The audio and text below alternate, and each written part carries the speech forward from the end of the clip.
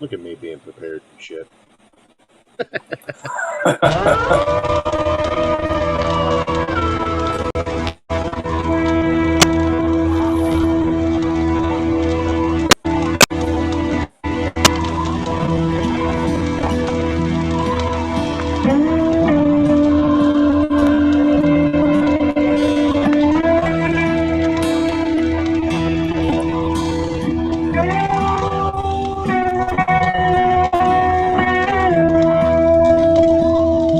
So this is your music on your SoundCloud, right? I need to get that link in the description. Yeah, I just made it recently. There's only 2 tracks up there.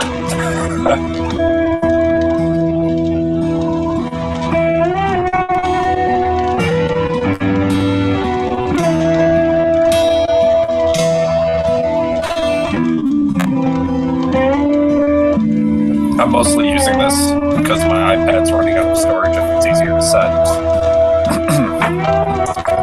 send this to like my producer and whoever else wants to hear it.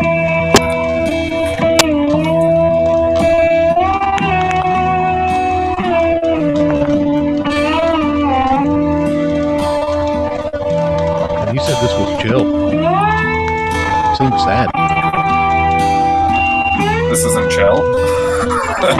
I mean, it's supposed to be kind of like unnerving and creepy, like you're trapped in like you're straight in the woods or something. It's kind of the vibe it's supposed to give off. Kind of make me want to open my stuff to see colors a little bit too. You know. It's been a long weekend. What can I say? Yeah, I can see that.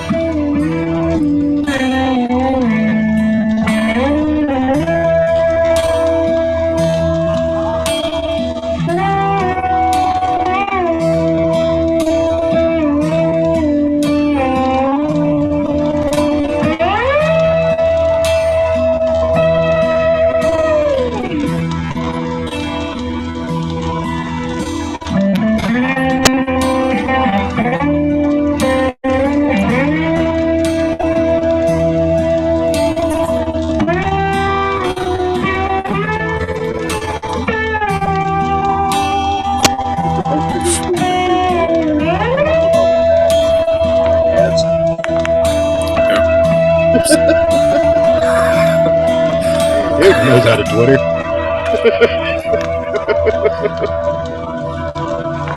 My bad. Okay, there we go. I don't know. You tagged me in something, and I hit retweet. I don't read. I mean, you expect me to read. Hello, everybody, and welcome to the Church of Failure. This is it's going to be a little bit of a chill stream. We don't have a comic-centric topic. We might talk about some comic stuff because there are a couple of things that have come to my attention this past week that I figure we might could throw around, and I'm sure the gentlemen on the panel have some things to talk about. But I've been getting back into to Magic the Gathering at the suggestion of another buddy of the show. You may remember from a previous episode, It Resolves MTG. Good personal, longtime buddy of mine. We played Magic together before, and he put a deck list together, and I've been playing it and failing miserably with it. So I thought I would share that with everyone. Can I just point out real quick? Yeah.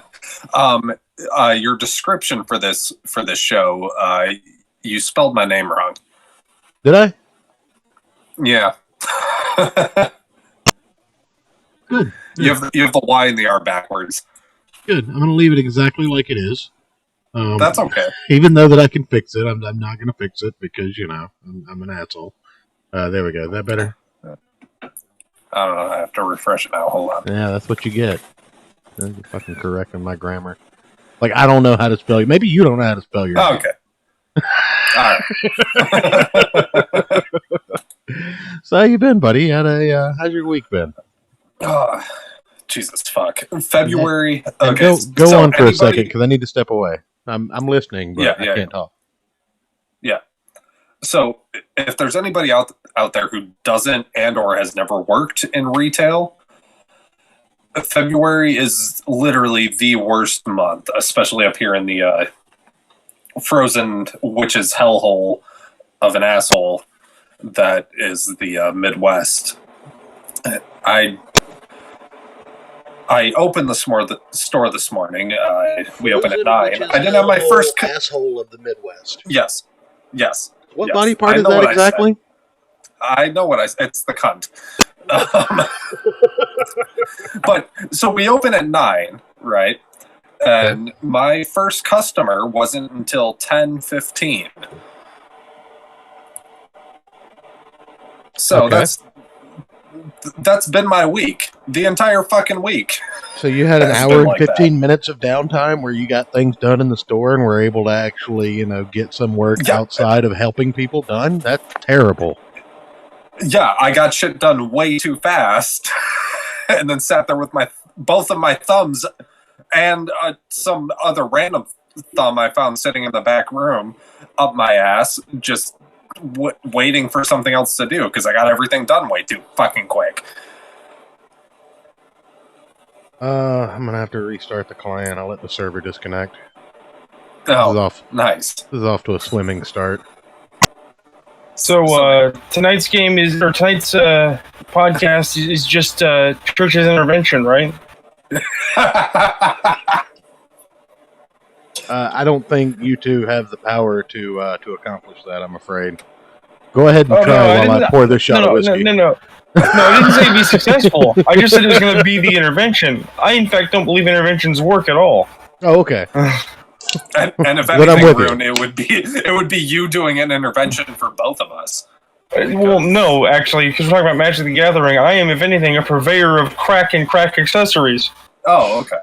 I was going to say, because I'm definitely about to finish my 6th beer already. Look. To my immediate left, there is a chest of drawers. In those drawers is my entire Magic the Gathering chest. It's wooden. It's very nice. Okay. But in that chest is my Magic the Gathering collection. I was the only one of my friends who had a Magic collection. Everyone's like, I don't know about Magic.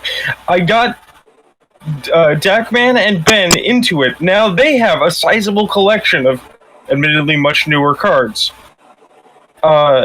They came out with Magic Arena. I was checking it out. I told Kathy about it. Now Kathy has a daily crack addiction to Magic Arena. I am clearly bad news for the first time this week. Isn't she cutthroat? I beat her all but one game, I think. Of 6. Well, I mean, you've got experience, so there's that. Yeah. But I mean, she's good. Don't get me wrong. If she had the card, she would be terrible. If she put money into it, then she would be awful to play against. But I'm just saying, it's like, I think overall I am probably the person more apt to get you involved in Magic than out of it. Yeah, see, I came with my own habit. I beat a chick too, but it wasn't in Magic the Gathering. See, I would just say the obvious answer is don't do things that Joe advocates for. Yeah, that's a good rule. Yeah. Yes. So it's like if Joe's like, hey man, I would try this Magic thing. It's like, no, I don't want a crack addiction. What's the play here? Do I play the Mammoth? I think I play the Mammoth, right? I don't know. I can't actually see what you're doing. You want me to share the screen in Discord? The YouTube stream. Well, it's behind. Do you want me to share it through Discord? If you want to. I mean, I muted the stream and I have it playing now. So.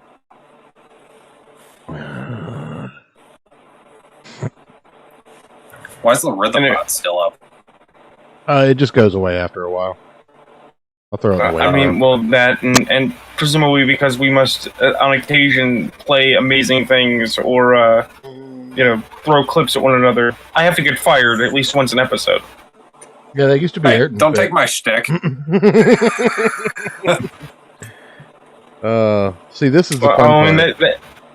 That either means that Ayrton has grown up and become more refined, or in fact that he's slacking on the job and needs to be fired. Yes, it's definitely me slacking. I have not grown up and become more refined. How dare you, sir?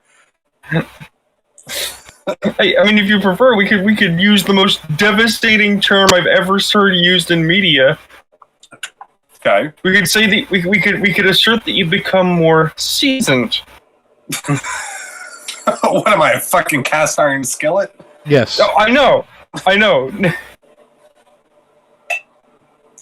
I'll throw another shrimp on my Barbie then, I guess. Oh, this is fun. I'm going to take his I question, please. want to congratulate you, Ayrton, for having the strength of character to admit that you have Barbies. I don't know why you're throwing shrimp at them, but you have them. Don't judge me. It's a very specific fetish. Look, I collect miniatures because I enjoy painting them. My mother enjoys painting miniatures. We both got a bunch of minis for Christmas. I don't make any. I don't make any bones. Oh, God damn it! I don't make any bones about the idea that there is no difference between collecting 40K minis and collecting like unicorn miniatures. I will say. So, as anybody who's listened to the show for any amount of time, me and my dad are both into vintage European cars specifically. Rune, if you remind me, I'll send you a picture of my dad's stack of I think 9 or 10 vintage European car models that he's got over the past 6 months.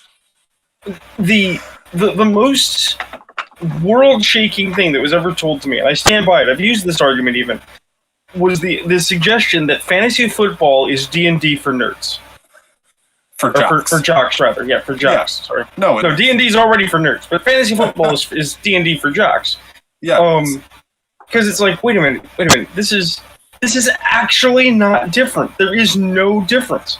And you start to see that in all kinds of areas. Except you can win money in fantasy football, from what I understand. Oh, no. You can win money at D&D. Oh, you can? Oh, yeah. Yeah. There are, thanks to WotC, you fucks. This is GG. They introduced an idea called the Adventurers Guild. Okay. Right? So you can have play at conventions, right? Where it's group D&D. It's competitive D&D. And there are prizes.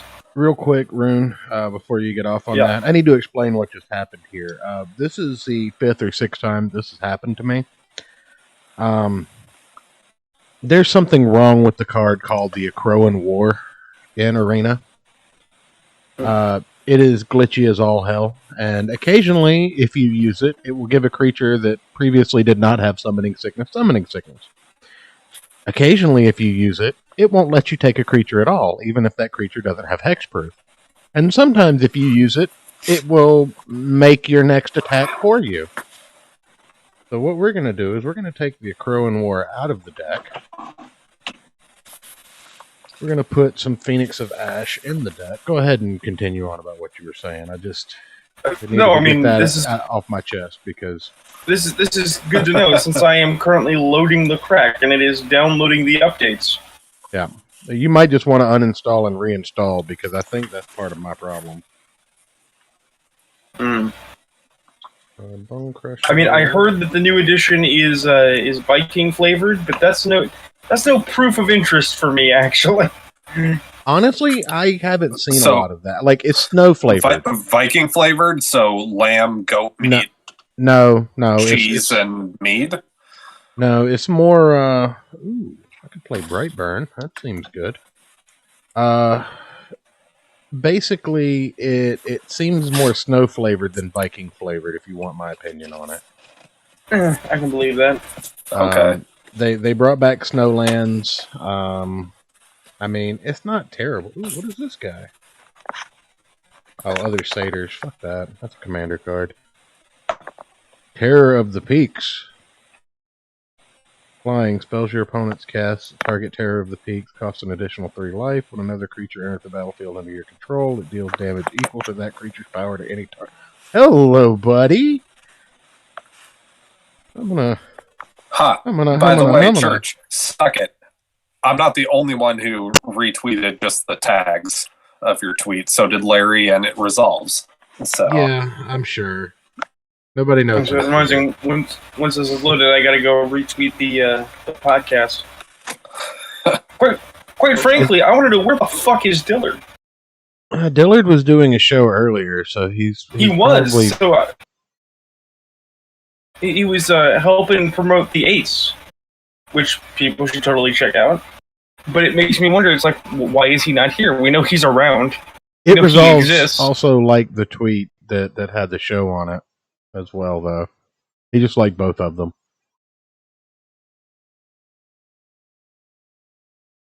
Just putting that out there. Ooh, I don't know. Yeah, no, I don't keep this. Oh God, that is ugly, but I will take it. I'll put a mountain on the bottom. Fabled Passage. Go ahead and crack it for a forest.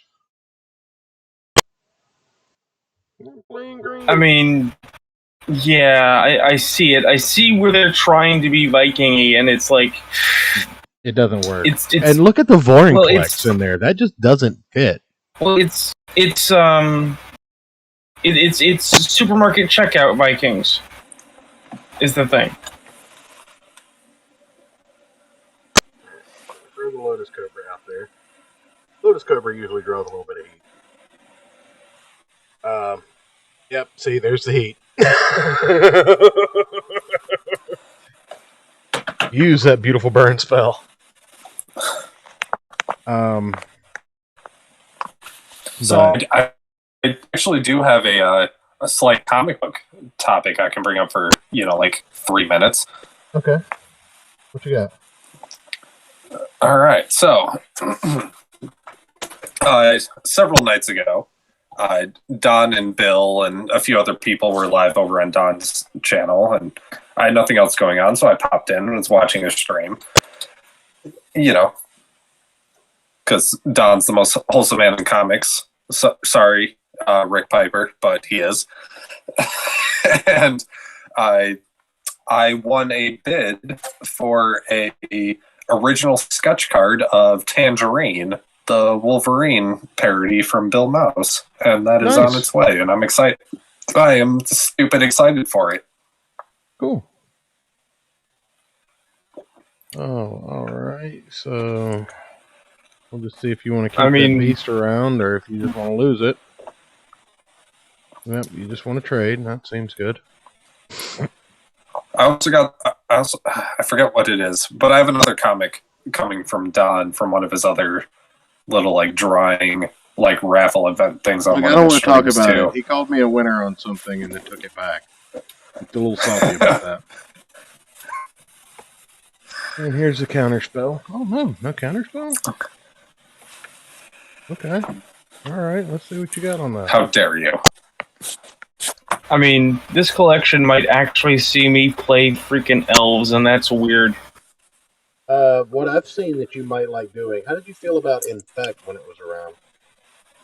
Infect's okay. There's a new Infect. There's a green-black elf that gives creatures with Death Touch Infect, basically. But I'm thumbing through the black cards, and I got a lot of these elf berserkers, and it's like, oh wow, look, black elves, how interesting. Wait, an elf berserker? Yeah. Those two concepts aren't melding in my brain. No, those two concepts work together fine. It's just that the ghost of Tolkien is strong, and we need it to go away.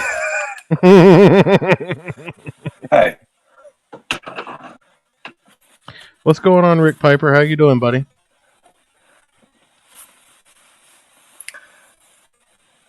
By the way, who the fuck downvoted this stream? Novel Bro is gonna chess box you now. I mean, Novel Bro and I have been goobing about the crepulence that is the comics industry today. Yeah, I saw that. I almost jumped in, but I was at work, so it would have been one sarcastic comment. Yeah, dip out.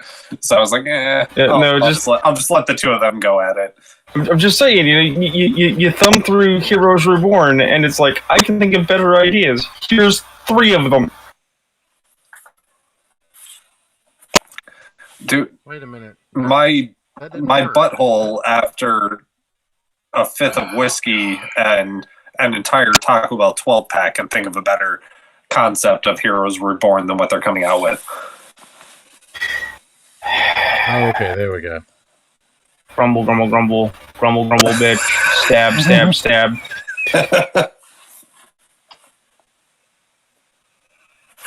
No, now that Rick Piper here, definitely. Aren't you supposed to be in bed?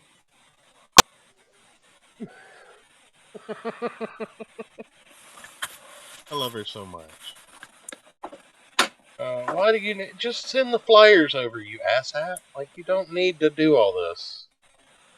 I don't have a surprise in hand for you. Yes, go to your tacos, please. Thank you. I just want to point out, I'm watching things move around on the screen, but I have no idea what's actually happening. Church is losing. That's what's happening. Oh, okay. Yeah, once I got up to silver rank, I just basically started getting my ass handed to me. And especially because one of the key cards in the deck, the Akroan War, that lets me actually deal with threats, is just not available to play. Well, I mean, you also already said the magic word. If you spend money on it... Yeah, well, no, not even that, because I just had the wild cards to build a $600 deck. Like, this is a top 8 deck. I just can't win with it because now that I'm at silver rank, I feel like the game has an algorithm in the shuffler that just kind of stops you from being able to, get decent opening hands. Because the thing about Arena is that if you played versions of MTG Online or Cockatrice or any other version of it, you'll find that you'll occasionally wind up with 7 land hands, right? And you'll occasionally get no land hands. No land hands don't happen in Arena. I don't know if anybody's noticed this. If they do, they very rarely happen. I have never seen a 7 land hand. Like this is a perfect hand to start with. Now, I don't know that I'll draw into anything halfway decent, but I'll keep it.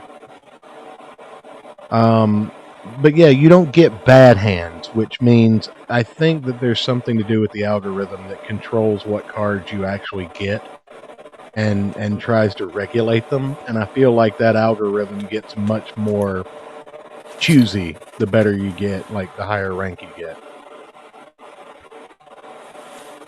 That could just be me being a conspiracy theory asshole.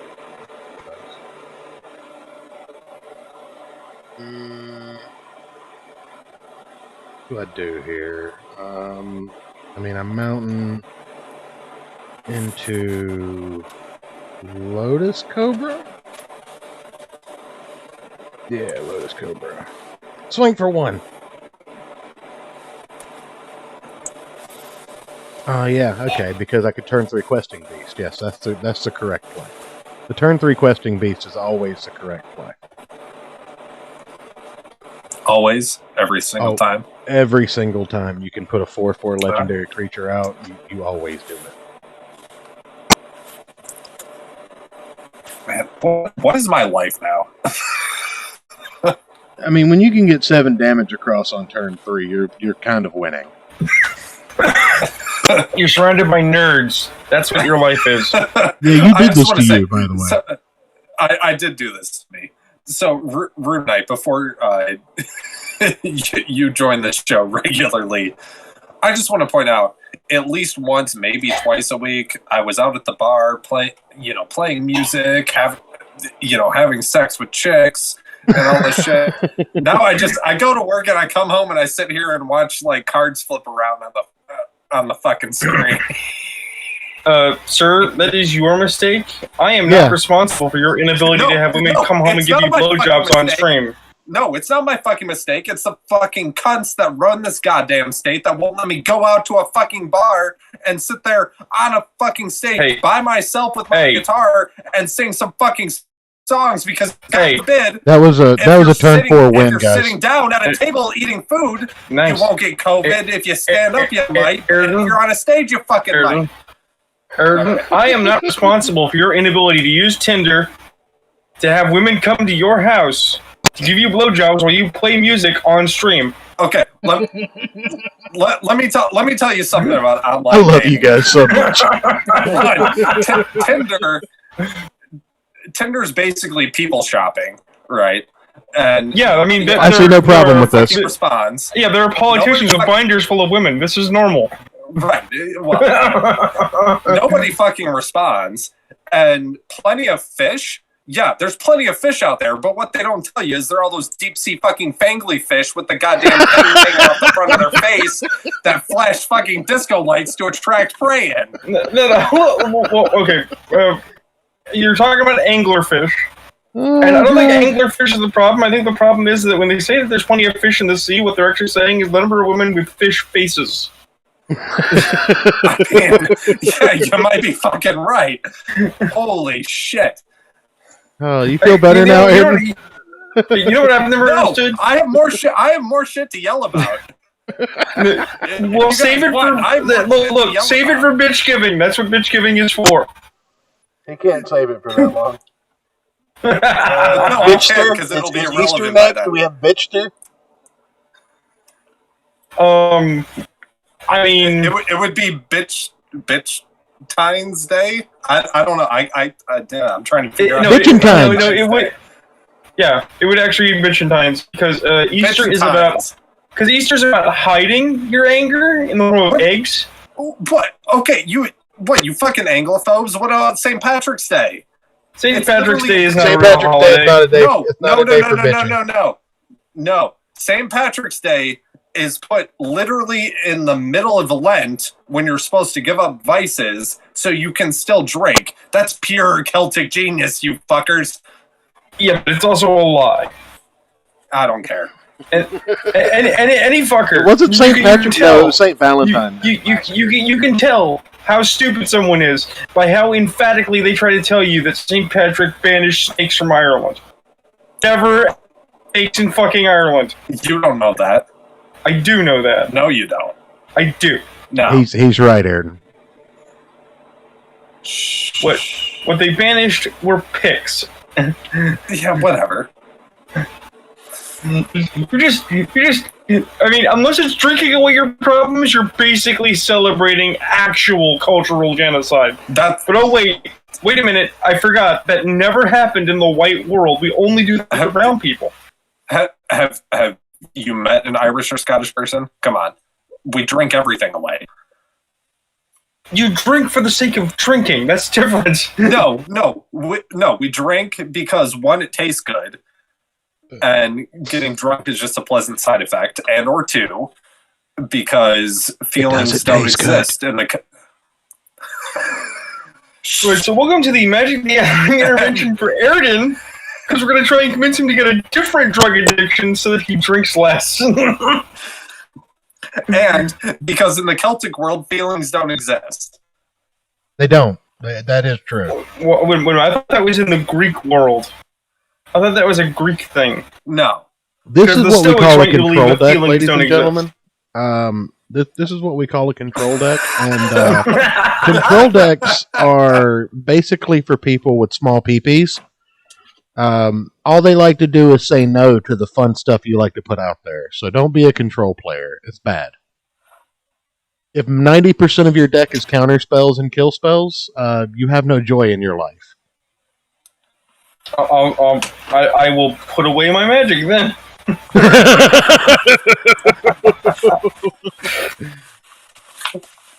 No, I freely If admit, if your idea of playing Magic is telling other people they can't play Magic, then you're a bad person and you should feel bad. No, my thing is that I played against those people. Will you try and teach me how to play Magic on your old man gaming stream when you get that going? Sure, yeah, we can do that. But no, the thing is that I played against assholes. I played against assholes with control decks long enough. I had to learn how to play them in order to defend myself. Right?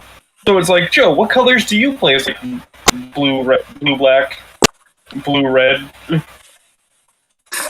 But I also, because I'm not a complete piece of shit, like to play blue and black. That just happens to be my favorite color of eyeshadow on a chick.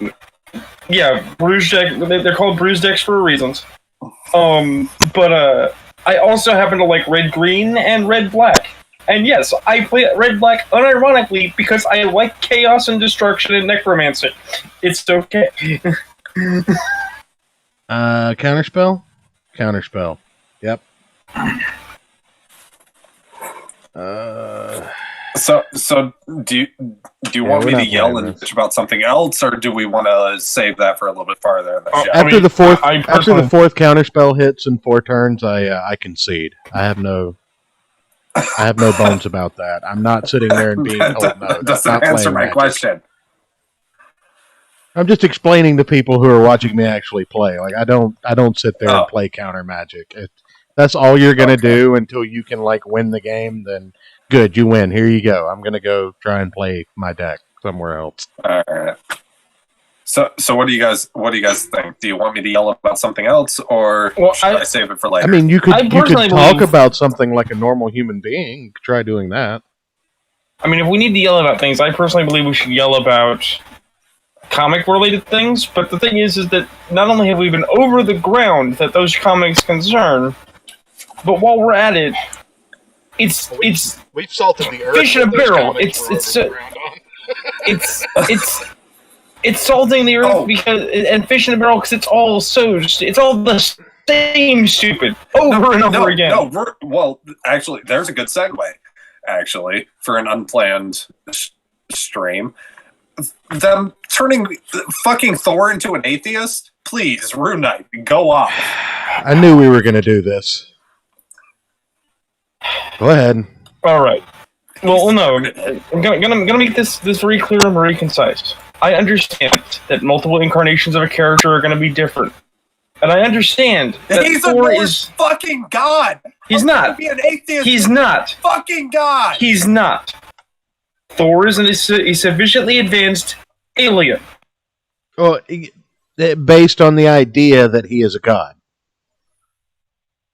Right. Be fair about we believe this. he's a god. We believe he's a god. He knows he's an alien. He calls himself the fucking god of thunder. And the comics. Wait a minute. Let's pause here for a minute. Ayrton, he might not know about if you're trying to pick up a chick and you look at her and say, "I'm the god of music," do you say that, or do you say, "Oh, I'm a guy that does some music"? No, I tell her I'm the god of thunder. Right, so shut the fuck up.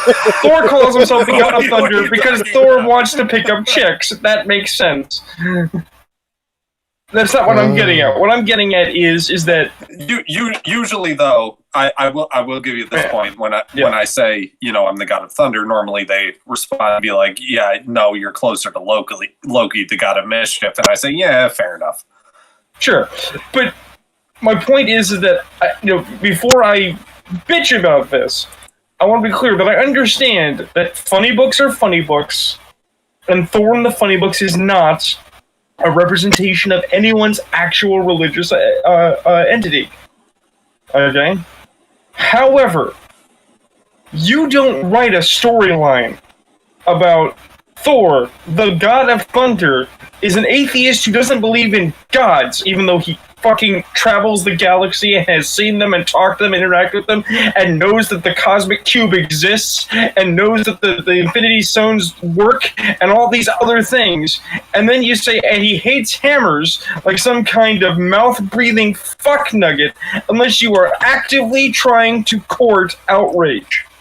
And that's why it's offensive. It's offensive because it just pretends It's offensive because it just pretends that all the Asatru and all the people who wear the hammer and believe are just, people at Disneyland.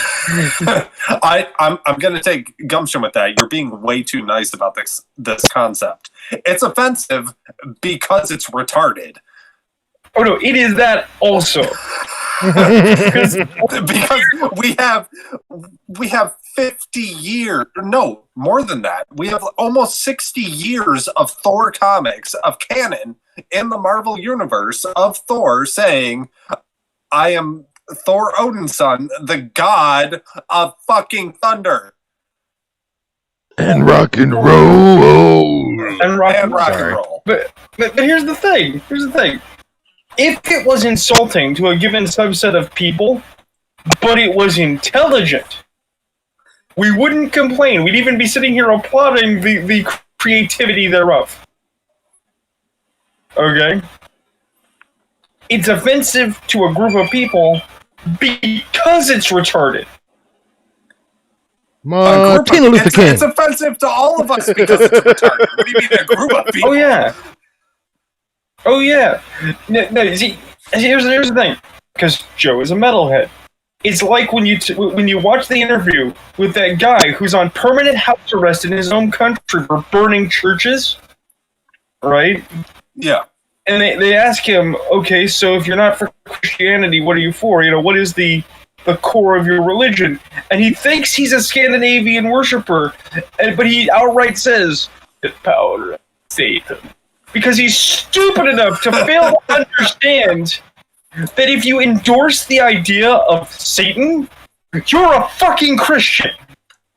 Right. Yeah, just the opposite side. So it's like, Thor doesn't like hammers. What, any hammers? Thor doesn't go to fucking Home Depot? He doesn't like building decks? What if he needs to fix a fucking carburetor? That's the best thing to do. Just whack it with a hammer. You know what God doesn't like hammers? You know what God has a deeply personal relationship with not liking hammers? Jesus. Jesus has a problem with hammers. All right. Check this out. This is oh man, this is gonna be rough here, but we'll see what we can do. No blocks. We're at 2 life. Oh, he didn't. He didn't do it. He misplayed. He should have played this fucking creature in his. Oh, suck it. Oh shit! He doesn't have it. He couldn't have. Never mind. Okay.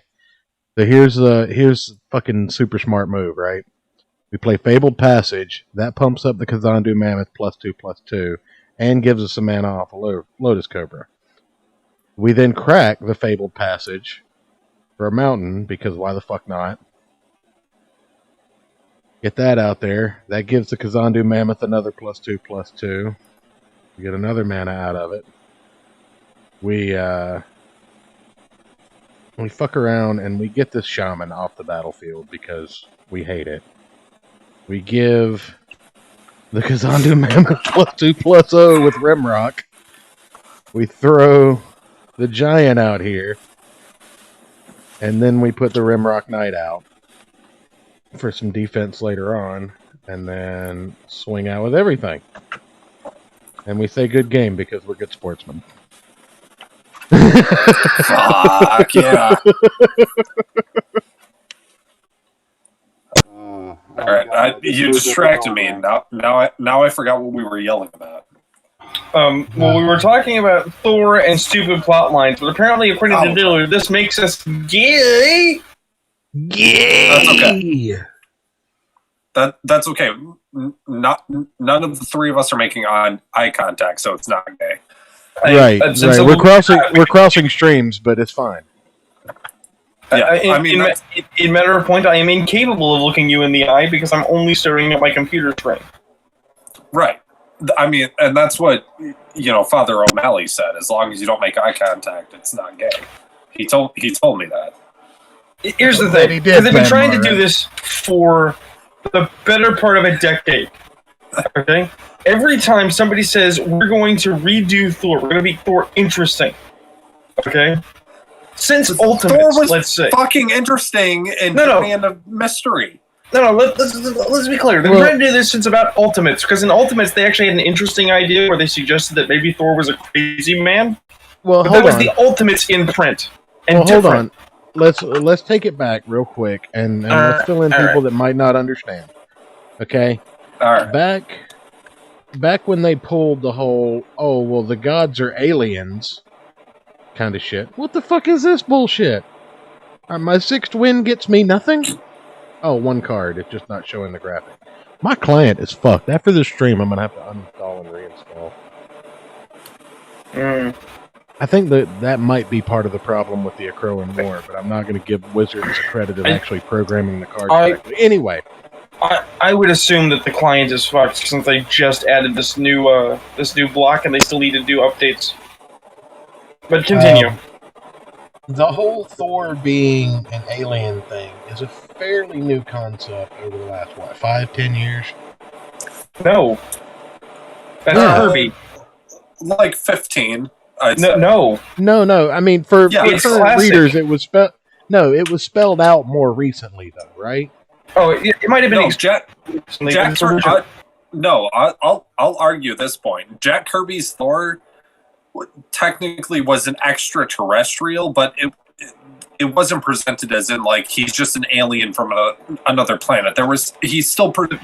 Kirby still depicted Thor and the Guardians as some sort of like divine entities. No, they were presented as sufficiently advanced aliens from the beginning. I'll pull out my trade. It's right next to me if you want. I mean, so's mine. The thing is that the Comics I'm Code going to need Authority... chairs if we're going to do a dick measuring contest. The people The need to Comics know. Code Authority was intrinsically built Can I to measure be... somebody else's dick? No. Okay. The Comics Code Authority was built to be intrinsically pro-Christian and pro-conservative culture. They asserted that you couldn't have supernatural elements, you couldn't have violence, you couldn't have sex, and you couldn't have other divinities. There's nothing wrong with having Judeo-Christian, because you gotta include Jews and Muslims. But it's like, well, we want to have Thor. It's like, you can't have Thor because that's occultism and that's supernatural. Because we attribute paganism to Satanism. Okay? So, Thor was one of the really early attempts through Into Mystery to sidestep the authority by saying, well, it looks like Thor, but it's not really. And hey, it's not like it's a god made manifest on Earth. It's an entity. It's an entity summoned by a stick by Donald Blake. Donald Blake is the hero. Thor is just an entity. I don't know. Maybe that's a difference in how we read those stories, because you're talking about Journey into Mystery 83, right? Like the very first, the very first appearance of Thor, like it's very clearly like there's a divine power that consumes and overtakes Donald Blake. At least that's how I read it. When he strikes the walking stick down on the ground once and turns into Thor, that divine power goes through him and turns him into that god, is essentially how I read it. Here we go. I don't know. Yes, Journey into Mystery 83. Plot by Stan, script by Larry, pencils by Jack.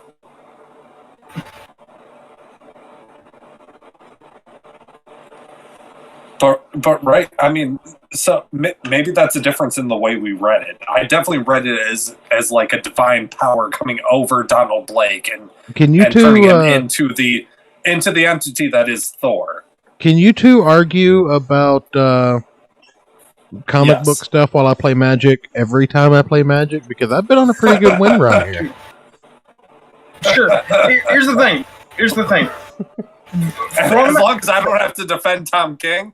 From just 83, okay? It doesn't actually say that Thor is Thor. Okay? It says whoever wields the hammer has the power of Thor. And the transformation is managed by the stick.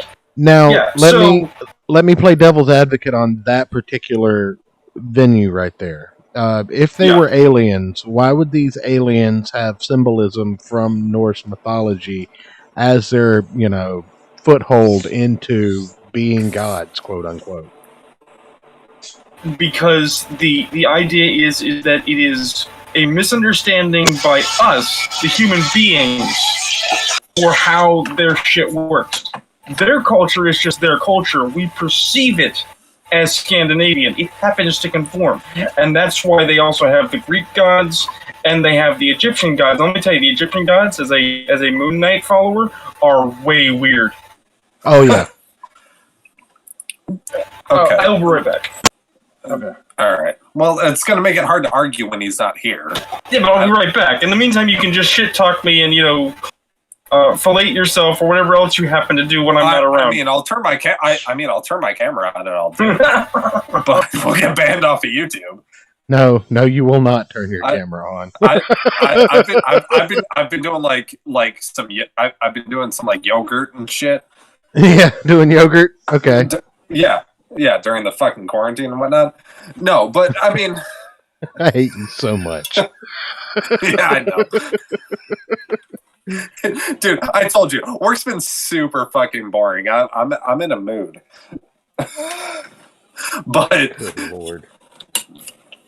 No, I don't know. I get where Rune's coming from, but I still view it as like so let's disconnect it from Thor. Let's pick another fucking Hercules. Let's pick Hercules. And I'm not familiar with Marvel's version of that. I'll be straight up. Greek god, super strong. I know who fucking Hercules. I'm saying like that's Marvel's Hercules. take on him. Greek god, super strong. Okay, but if they came out and said like, hey, the magic fucking friendship bracelets, whatever the fuck, I don't know, and if you found these magic bracelets, in a Turkish bathhouse, because I assume that's where you would find them for a Greek god, you would get the power of Hercules, and you would essentially become Hercules. I assume it works the same way. No. It's a divine, spiritual, celestial, if you will, going to like Marvel terminology because they don't use spiritual. They use celestial. It's a celestial power that's innate in the reality of the 616 Marvel. So, therefore, fourth dimensionally speaking, gods are part of reality and what help reality move forward. Therefore, the Asgardians and the Olympians and whatnot are more than just extraterrestrials, especially when you see how Asgard is depicted in the Marvel universe. It's not a planet. It's basically what flat earthers say the Earth looks like, except not riding on a turtle. That's essentially how I view it. There's maybe not necessarily gods if you don't want to put it in those terms, but they're presenting these old gods, quote unquote, as like a celestial universal force, kind of like time, gravity, destiny, because it's fucking comic books and you have to put that gay shit in there. That's more or less how I view it. If that does that make sense? That's how I read it when I read the old Thor comics. Well, that's the sense I get from if them. you're going to run with the narrative that Thor is an atheist now because he doesn't believe in gods, and his hammer should lose all power first and foremost. Like, he should not be able to wield his own hammer anymore. Period. Because not believing in the power of Thor should make one unworthy of wielding the power of Thor. Right, because to be worthy, you have to. I mean, I guess you don't have to believe it's real to be worthy, but to be worthy, you have to believe in that some sort of power can exist outside of your own fragile idea of existence, right? I mean, yes and no. I get where both of you are coming from. I don't like the idea of it because Thor being an atheist just doesn't make sense to me. If you don't, okay. So from what I remember, the aliens that gained form because of human belief over time, the ones that became the Norse gods, they became the Norse gods because people believed in the Norse gods. They became Thor, Loki, Odin, all of these people, right? Well, in that... Yeah. Oh, fuck you. No, I hate it.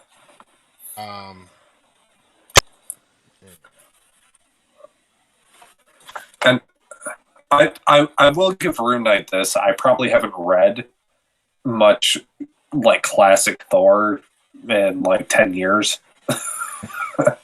Right. So I'm most of what I'm going off of is memory. So I'll give him that mixed with my predisposition to read actual Norse mythology. So there is a chance I'm mixing some shit up, but still, it's retarded nonetheless. Right. Like we've literally seen to quote flip unquote the script a little bit. Have you seen the shit that they're doing with Spectrum Kid, where they revive Dr. yes. Spectrum? No, I didn't see that. They combined Nova and Dr. Spectrum, and it's awful. Hold on, let me go. My gun's on the other side of the room. I'll be right back. I mean, when Church is between rounds, I'm sure he'll bring it up for the stream. But I mean, I can, yeah. Let me get past here's this the thing, man. I think I'm gonna get my ass stomped. This is a decent mono red deck. But the thing is, how did Robber of the Rich fly? What? Oh, he has reach. Never mind. I really should read these cards. Yeah, probably. Just like if I knew we were going to have this debate, I would have, brushed up on my classic Thor comic books better. But here's the thing, man. Kirby was all about that Ancient Aliens thing. It's all over any of his cosmic or beyond mankind stuff. Yeah, that's fine. But that's not even the problem. Okay, because the problem is not about Marvel diverging from classical Norse myth. They can do that till they're blue in the face. The problem is subsequent creators who look at different religions or different ideologies or different philosophies and try to boil them down to the one meta philosophy. All right? And I actually was just talking about this in regards to Star Wars, right? Because a friend of mine asserted that, the Force doesn't really have like a philosophy or anything. I'm like, no, it does. It's Buddhism. The Force is just Buddhism. And the problem with the sequel trilogy, Shaolin monks, basically, from the very roots of its behavior, is they're trying to turn it into the dissonance of polarities between dark and light, aggressive and passive, into black and white, good and evil, and that's the Christian polarity. That's not the same thing, right? Well, some years ago, when they were developing the Thor movie, I happened to read a backing, of a preliminary format. What were they going to do? And the director's stated goal was to tell a story about an Old Testament god becoming a New Testament god, which inspired my absolute fucking frenzy. Wait. What? Yes. Can you before they kicked that guy to the curb, and I'd have to go look, and got Kenneth Branagh, who knew what the fuck he was doing. Okay, the guy that they were gonna have to do Thor originally wanted to make it a pseudo-Christian narrative, basically about Thor growing up and being a better god. No, Right. So my problem with that isn't that bit. It's the phrase you use. No, that's the phrase from an Old That's the- Testament God to a New Testament that's God. the phrasing What the fuck are of you the talking director about, you from the fucking article. I asshole? shit you not. Please link that to me. I will find it as soon as I am done with my chicken. Okay. Because I got my chicken here. I need my food. Because it's not this director needs to carry a fucking potted plant around with him to replenish Yes! the oxygen there. Pulled that one out of my ass with an ember cleave. Because church and Rune, you guys know this. Like I grew up in the church. I still play. You did music not for grow the up church, inside of me. Take so- that back. You don't know that. Heyo. But I still play music at a church. I am very, very knowledgeable. Church. We are all born in the world, but we grow up in the Church of Failure. We become men in the Church of Failure. Woo! There's some implications there. But, Oh man, no! I don't like what happens when I search Kid Spectrum on Google. But so a little bit of background about myself for those listening who might not know. I grew up arguing with church deacons and elders and pastors from like 13, philosophy and theology and stuff like that. That's just retarded. If what you told me is true, RuneKnight, because I haven't seen that. If he's trying to take that concept of an Old Testament, quote unquote, Old Testament God, which is a stupid concept, by the way, which I don't even want to argue right now because Novel Bro's not here to egg me on, and turn it into a quote unquote New Testament God using the framework of the Norse deities. I want to know what drugs he's on, because I kind of want some. They sound fun, and I don't take drugs. I don't even enjoy trying like a marijuana. He can't even handle one weed. I can't. I really can't. I've heard of his adventures with the one weed and the one weed to rule them all. But no, you guys we were talking about. I have told you about that, haven't I? Yeah, we were talking about Kid Spectrum, so I pulled it up so you guys can but marvel. By This is Dr. Spectrum. Yeah. Church. I've been I've been thinking, just because of my job, should I try smoking a marijuana and doing the show? Oh God, yes. Okay. Okay. Yes. Let me know next. Just make week. sure you have like some macaroni and a lot of water nearby. Well, yeah, I know the water bit. Well, you need some macaroni and cheese for when the munchies hit. That way you can just go straight to sleep after the show. Anyway. Well, just let me know by like Thursday next week, and I can get a marijuanas to smoke. Okay. I have the quote. I can't do better than Wikipedia though, because the original article is behind a paywall on the website. Oh. Okay. Okay. So, Mark Proslovich, a fan of Thor comic books, agreed to write the script in 2006, and the project moved to Paramount Pictures after it acquired the rights from Sony. In December 2007, Proslovich described his plans for it to be like a superhero origin story, but not one about a human being gaining superpowers, but a god realizing his true potential. It's the story of an Old Testament god who becomes a New Testament god. And that makes no fucking sense. And they kicked that guy to the curb.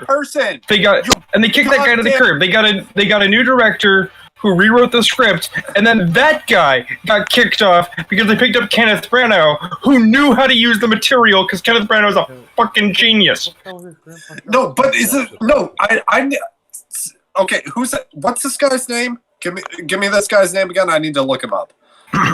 I need to see if he has one of those like leather helmets. Well, I'm gonna send you a link, but let me tell you the things this guy is responsible for. The Okay, Cell, I'm going back to Yeah. Magic. If you guys aren't going to talk about Kid Spectrum right now. Poseidon, I Am Legend. He got a story credit for Thor, I Am Legend, and the Spike Lee rework of Old Boy. And no, I actually want to talk about, Thing, but this is apparently making Ayrton have a spasm. And that's Yes, it always is. worth it. Yes.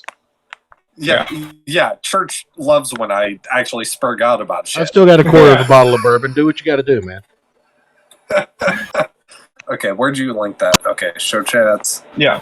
All right, let me pull this up real quick. Hold on. All right. This guy's credits are like 5 movies, at least 2 of which my are fucking terrible. God. This fucking twat went to Columbia College. You asshole. He went to the same college I did. Oh, so maybe you gave him a swirly back in the day. No. Because Being his ass. he was born in 1961. I was born in 91. So you missed your chance. Yes, I did, unfortunately. All right, so he has a story credit for Thor. Yeah, because he wrote the original script that they rewrote until it wasn't his script anymore. Okay. But he gets a story credit for getting it started. So professional courtesy, essentially, is what they did Yeah. for that. And then Old Boy in 2013. Okay. So the Spike Lee version of a much better Asian movie. all right. So Mark Protosevich. Prost. However the fuck you say your an obnoxious ass Czechoslovakian last name. You're a moron. You need to get a helmet and look underneath the fucking lazy boy for the chromosome that you're missing, because and I'm gonna dig into this deeper later, but if what RuneKnight's telling me isn't entirely true, the goddamn Old Testament God and the New Testament God are the same fucking person, you retard. No, remember, Lewis Black. The same person. No. Lewis Black has the right of it. Okay? So, you have the Old Testament God, the Jewish God that appears in the Torah.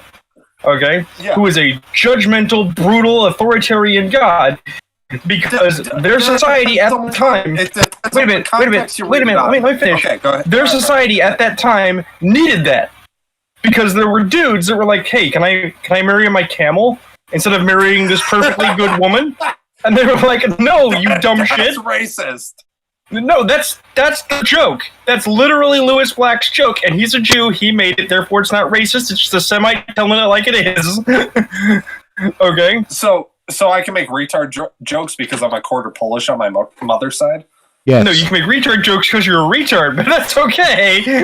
So the thing is that when the Christians came around, they said we got a new Bible, we got a better Bible with a new character, better character, and he loves you. And doesn't that sound great? Okay, and that's still not the New Testament. That's the Old Testament still.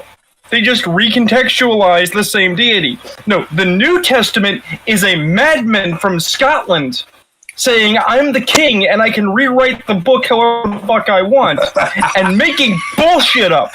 And hundreds and thousands of Christian Protestants adhere to this book. Yeah, well, that guy's a dickhead. He is a dickbag. The House of Stuart was full of dickbags. No, so... Get Novel Bro in here. He'll tell you all about James VII. We've had this conversation. At least me and him have. No, Yeah. But so the biggest thing where you see the quote unquote disconnect, for lack of a better term, between like the quote old, like judgmental Old Testament God and the loving, forgiving New Testament God, all that bullshit, it's just because during the Council of Nicaea in was that the 860s, something like that, decided to remove a bunch of text from the Bible texts that were older than fucking Genesis, which is supposed to be the start of all of reality. And if you read those texts, they put the entire fucking story in a whole new goddamn context. Right. And this is part of the reason that this Seriously, is one of the you biggest guys reasons bitching is making me better at Magic. I can totally believe this. But it's all that secret shit under the Vatican. Well, hold on.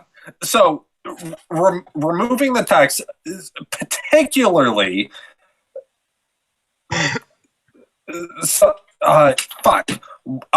First Enoch, second and third Enoch, those are questionable because of the oldest copies we have are like the 5th to 6th century.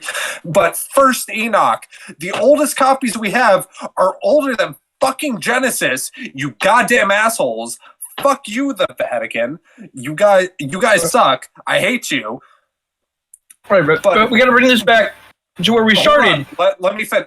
Let me finish. All right. So, First Enoch, if you read all of First Enoch and then put it into context with you can read Genesis to like Genesis. Let's say man does not get this angry without literacy. That's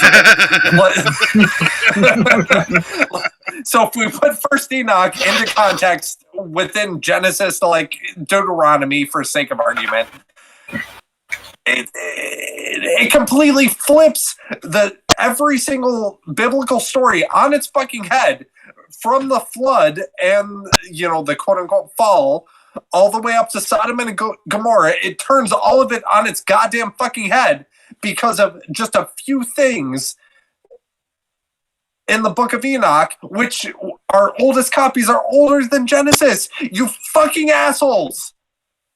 Right. Anyways. But we have to bring this back to where we started, because what we're actually talking about is the recontextualization. By the way, there's a reason I'm not allowed in most churches anymore.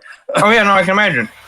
But what we're actually talking about is the recontextualization of complicated concepts to simple polarities. Yeah, okay? That's what the Book of Enoch is. Okay, sorry. Go ahead. Well, no, what I'm saying is that Thor is, whether he's an alien or a god, is irrelevant. He is an entity beyond Christian theology. We made Christendom here, right? The Marvel Universe, not only, except for a couple of stories, doesn't have a god. But the general argument in Cosmic... The one above all is God. I know, but that's not what I'm talking about. Bring him up later. What I'm getting at is that it is generally argued in Marvel Cosmic that even if there is a God, the one above all, after creating his creation, he walked away. He let it go on its own path. There is no benign guiding oversight body preventing anyone from doing anything. Not true. True enough. No, the Living Tribunal literally exists to keep shit like that from, keep the Living Tribunal is a fucking joke with the number of times Thanos has acquired godhood. That's fine. That's why he demanded that the Infinity Stones be separated and never reunited.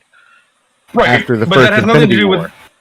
But that has nothing to do with the time that Thanos absorbed a cosmic cube and became God anyway. And they said, give up the power, and he said, I've gotten it 3 times. You might as well let me fucking keep it this time. Oh, okay. So, I put Snick out. You've gone all kinds of super silent. No. I was able to do things. Okay. See, I put out Snick, and then, I was able to creep out a questing beast as well, so... Yay, Snack. Yeah. No step on Snack.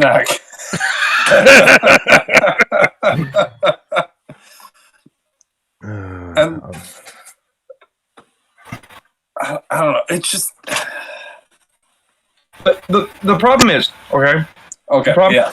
Go ahead. We assume for a moment that a God as the Judeo-Christian world sees it exists in the Marvel Universe. Okay? The one above all exists. Yes. Okay? Fine. Any problem of sufficient severity to destroy the universe, the one above all now has no excuse for not stepping in and just making it not happen. Unless the one above all is beyond how the 616 universe perceives time and space. Yeah, but I mean, then we just kill the Beyonder because we're beyond that. Hold on. Because he's the one above all, so he's above. Right. But says who? Perceiving those dimensions. Right, but says who? He says he's above it. Well, which brings us back to we kill the Beyonder, we call it a secret war. Hold on, let me finish. God damn it. So he's above those concepts, right? So if he is in fact above those concepts and he's not just a dickhead, like me, if I was imbued with some celestial power, I would totally fuck around and find out. If he actually is above these ideas of time and space, like how we perceive them and the 616 universe does, then those things are going to happen from his perspective, whether he does something or not. It's like a play already written out for him. Well, yeah, and the thing how is, convenient for the person who makes the rules. Well, no, and the thing is the one above all never actually directly interferes. I mean, except for that time he talked to Spider-Man directly, which Spider-Man forgot. So the Spider-Man can make a deal with the devil. Well, that wasn't an interference, though. Objectively, first off, Spider-Man didn't realize he was talking to God.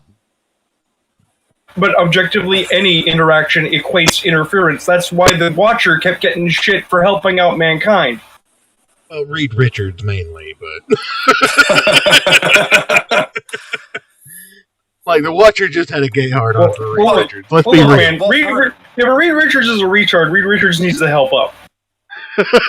Yeah, when it comes to the smartest people in the universe, Reed Richards is on the list, but he's like near the bottom at this point. Both of his kids are smarter than him. Hey, look. But when the kid from the Special Olympics comes up to you and when the kid from the Special Olympics comes up to you and says he's the smartest guy in the room, you pat him on the head and say, "That's right, you're the smartest," and then you move on with your life.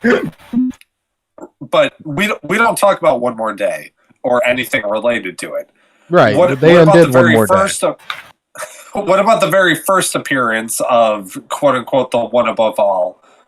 Where you mean where Jack Kirby? Exactly. You know what I'm talking about. Right. What about that instance? That's called a joke, and I'm okay with that. It is not only that, but let's be clear here. Hold on. Let's be clear whether here. It's a joke or not, it's canon. Ayrton, shut up. Canon. Ayrton, shut up. Sorry. Okay. Let's be very clear about what the one above all actually is.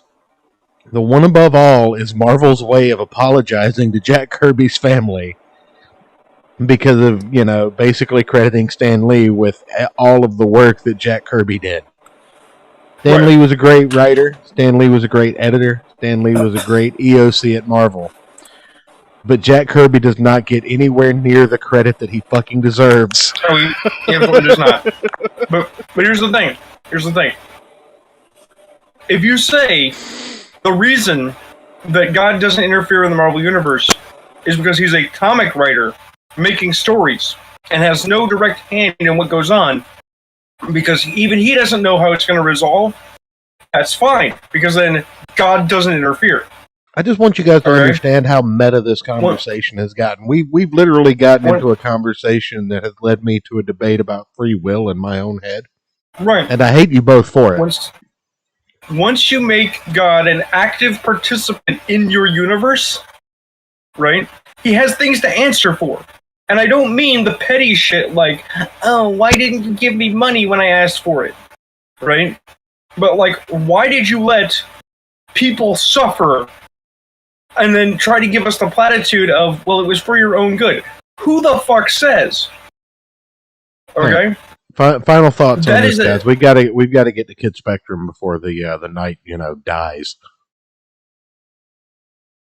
Either that, or I'm going to let you. You know what? I'm actually going to let you two go at it. I'm going to go smoke a cigarette, and when I come back, we'll talk about Kid Spectrum. You guys have 8 minutes. Okay. Cool. All right. I mean, I'm getting called by my folks, so I gotta find out what that's about. But no, my summation is whether Thor is a god or an alien is irrelevant, right? Because what they're trying to do is turn everything into an absolute good and evil narrative, right? Which you could argue is a pulling back from the shades of gray notion that had pervaded, but it doesn't work because they're using the wrong objects. Thor is not a Christian binary. Thor is, at best, a pagan entity. He doesn't conform. I actually have no problem with the idea that Thor is an atheist. I have every problem with Thor hates hammers. If anything, I want Thor to actually tell some bad guys to stop and then call for hammer time before he smashes some faces.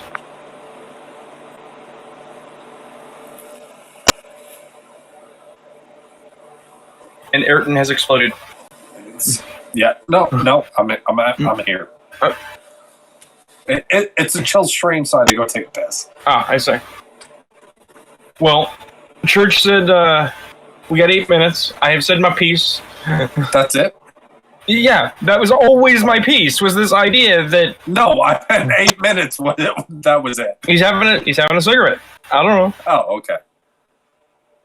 No, but so my main problem with it, and as much fun as I like yelling about philosophy and theology, Yeah. my main problem with it is just you have almost 50 years, whatever the fuck, almost 50 years of a character literally saying, I am Thor Odinson, the god of thunder, and you decide to make him an atheist. It's just stupid.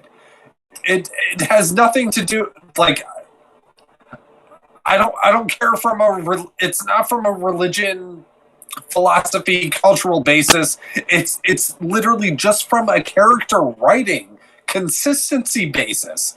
You have so many fucking years of this character saying, I am the god of thunder, repeatedly. The god, I'm going to say it again, the god of thunder, and all of a sudden he's an atheist. So what is he? I am the evolutionary of thunder. Like it's so stupid. Look, I gotta help my mom, but do you want to know what the absolute worst part of this whole thing is? This whole thing? Yeah, go ahead. They already have a character for this. They already have an antagonist for this, for a better story. Okay? Okay. Read Doc Strange, Last Days of Magic. Okay? Okay. There was an interdimensional traveler whose thing was that his people had died because magic had failed them. So he had built a empire of hate and science to destroy magic, and was traveling dimension to dimension, destroying magic. He was murdering Sorcerer Supreme. He was consuming their powers. He was destroying all of it. This was a huge asshole. You basically have... That's interesting. Right. Instead of having Thor be a guy who hates hammers as an atheist, have him contended by an atheist who hates gods. Yes. And get into why. Fucking thank you. We agree on something. Holy shit, we agree on something? I'm gonna have to go take a shower after this show. Holy shit. But no, it's just like I don't care about a character being an atheist. The religion part, I don't care about that. It's just the consistency of the characters. I mean, Wolverine is technically he's an atheist. There's a couple storylines where Kurt Wagner, Nightcrawler gets to him and like he'll pray in like a cathedral. If you want to go down this way, I'll do you even one better. They already did this storyline. Okay. Back in the 90s, you had the Infinity Gauntlet, And then the Infinity Crusade. The Infinity Crusade, and everybody remembers the first half with the nobody Magus remembers getting the his second shit half kicked in. because it was Adam Warlock centric, and nobody gives a shit about Adam Warlock. Right. Nobody remembers the second half, which had what the heck was her name? The Maiden, the Mother. It had the female half of magic of Adam Warlock's magic manifest. Right. She summons to her side to serve her all of the most faithful and good Marvel heroes, and sets them at war against all of the people who are like, but science? And that includes, oddly enough, Beast, who actually calls out and says, wait a minute, I believe in God. It's like, yes, but you're logical. You're not you are not given to the depths of fanaticism and absolute faith that is required by this individual, so you are the enemy. The character's and they had a huge conflict about it. The character's name was the Goddess, and the Goddess. To put a pin in this, because we could do this for probably 4 episodes. To put a pin in it, I can keep yelling. I have more shit to yell about. Let me just kind of put a concise pin in it. First off, I agree with Ayrton in the sense that this is stupid, but we have seen so much from Marvel that is quote-unquote stupid in the last 10 years that this should really come as no surprise. Secondly, the main thing that I take away from RuneKnight's argument is that this is somewhat of a logical procession of the character. However, I think it's being poorly done. And I think that's where Ayrton is kind of chiming in. But, this is stupid is about the best way he can vocalize that. In the sense that I would love to see Thor go, this is hammer time, and then like magic some parachute pants. Yeah, magic some parachute pants into existence on his body and do the hammer time dance, but that's never going to happen. First off, because Marvel doesn't want to pay MC Hammer any money because MC Hammer can't have any more money. We know what he does with it. I'll throw him a $5 if I see him on the But the thing about it is, you brought up a great point with the Death of Magic storyline. That was actually intriguing. That was one of the few Marvel storylines that I've actually like looked at and said, this is fucking great shit, right? Because the Death of Magic actually pulled a focus to multiple things in the Marvel Universe that have been fairly inconsistent over the last several years, in which, Stephen Strange has always been kind of a, I don't want to say John Constantine light, but he's always been one of those magic always has a cost guys. He always understood that. Yeah. But most writers that wrote Doctor Strange kind of ignored that premise, and the Death of Magic brought that premise full circle, starting out with the Stephen Strange that said, "Hey, I'm dying because of my use of magic." So, because he literally put the cost for all the horrible things he had done in a closet and locked the door. Wasn't it a refrigerator? I think it was a refrigerator because there was a girl there and he made her like... Oh no, that was his sustenance. Never mind. His sustenance would actually eat her. That was what it was. Yeah. Anyway. Yeah, it was literally a door, but it was one of those things where it's like, you're not supposed to see this. And she somehow was able to like, hey, there's a door that wasn't there before. And then did the dumb of opening it. Well, the thing is, like I said, I think that the idea of using Thor for this atheism bit it's a bit out of touch with what Thor is to me. Even if Thor is an alien, even if Thor is an alien, and even if Thor knows he's an alien, Thor's entire existence is centered around the idea that people believe that he is a Norse god. Even if you see him in the Avengers every other week, stopping fucking the Chitauri or the Skrulls or whatever, people believe that he is a Norse god that has joined the super soldiers and the, radiated mutants like the Hulk, and the regular mutants like Wanda Maximoff and Wolverine in the Avengers to stop worldly real threats. Quick. Just say MC Hammer real quick. MC Hammer. But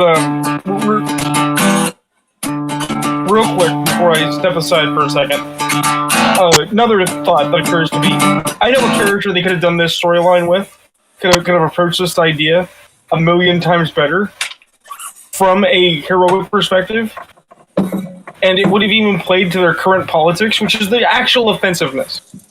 When you think about it, is that they're dumb with their own agendas. Storm. Yeah. For decades, people in Inner Africa have attributed to Storm that she is a goddess of weather, right? Yeah. Just she's do a story. Have the person with mutant powers. Right. Just have a story where she points out, it's like, actually, I'm really uncomfortable being called a goddess because sometimes I kind of believe it. Yeah. Because she's totally the kind of person that's like, I don't actually believe in gods. They've hinted towards that with her relationship with Black Panther because, they talked about that with their marriage. And Black Panther, talked about his being uncomfortable being worshipped as a deity when he was just like, a monarch. Yeah. And she's like, imagine being a god. Yeah. Really. So, anyway, let's cycle back to Kid Spectrum. We'll start with a brief introduction to Dr. Spectrum. Dr. Spectrum was a Ugandan finance minister. Go ahead and go to your mom, Ren. We'll be at Kid Spectrum by the time you get back, I'm sure. Doc Spectrum, Dr. Kenji Obatu, I believe I'm saying that right. I might not be. Correct me in the chat if I'm wrong. You're in territory I am not familiar with. But yeah, nobody is. This is a no-name Iron Man villain from, the 70s? 60s and 70s? He first appeared and died. He first appeared in 1969. He died in 1978. But nobody currently reading Marvel Comics except old heads know anything about Spectrum. And his colors are so garish because he was created during the 4-color print days. Anyway, he was a Ugandan finance minister that was approached by the Grand Master when the Squadron Sinister was created. He was given the Power Prism, which was actually a scroll named Krimon that turned him into the counterpart of Squadron Supreme's Dr. Spectrum. Okay, he battled the Avengers, he battled Iron Man. His powers were from Dr. Spectrum's Power Prism. The Power Prism's one weakness was ultraviolet light. So that probably opened up a Dr. Light arc that they never really explored unless she was an Avenger at that point. Because the original, not Dr. Light, Captain Marvel, when it was Monica Rambeau, who light-based powers were a thing. The Power Prism bestows the host with the ability to project and manipulate energy, create energy construct. Basically, it's a Green Lantern ring, okay? Which makes sense when you combine those powers with the Nova Force, because the Nova had that kind of ability as well, but they never really defined what it came from except the suit, which was powered by the... what was the name of the all... No... Oh, God. What was the Nova Forces? They mentioned it in Guardians of the Galaxy. Help me out here. You're relying too much on my memory. Hold on. No, I'm working on it. The World Mind. the Xandarian World Map. Yeah. Okay. So, merging this kid, like, together, it makes sense. The costume is absolutely stupid. I hate it. I hate the costume. I hated the old costume, but it made sense under the 4-color print method. Yeah. This costume makes absolutely no sense because he still has a Nova Force helmet.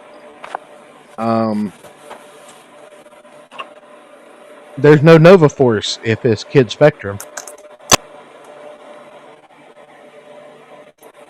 Also, they're using the title Young Squadron, and that harkens back to Squadron Supreme. He has the power of the Nova Force, so it's okay.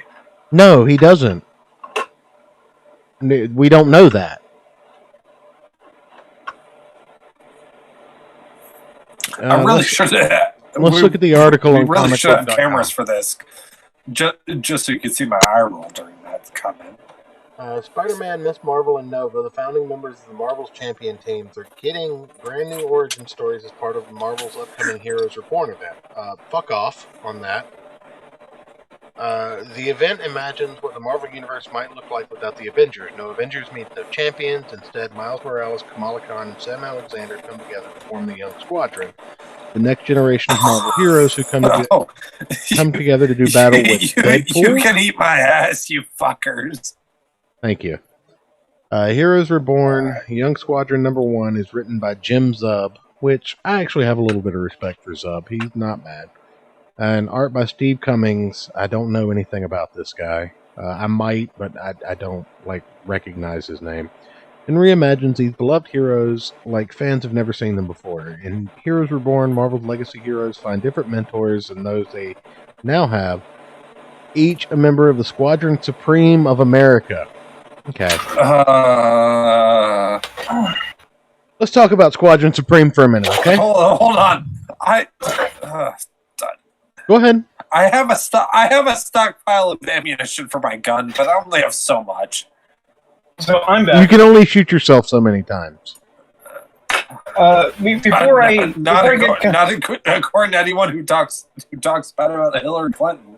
Before I get caught up, can I just mention that when I originally saw this cover, I couldn't decide if it was a reissue of New Warriors or a reissue of the Super Team with the exact same lineup that Kamala Khan was in previously. What the fuck is this goddamn Spider-Man costume? You know, can I just say at this point, I'm going to need you to. I'm going to need you to. Is my favorite musician. Can I just get you to jump on your motorcycle or your 80-year-old car and come down here and shoot me with one of your bullets? No. Before you end Hero. Oh, Miles Morales is a Falcon now. What? What? Oh, that sounded. AKA Girl Power. I just want to say the sound of Ayrton's and Sam Alexander Kid Spectrum. Look, the sound of Ayrton's aneurysm is vindication. My wife to is me. just walking around saying nope.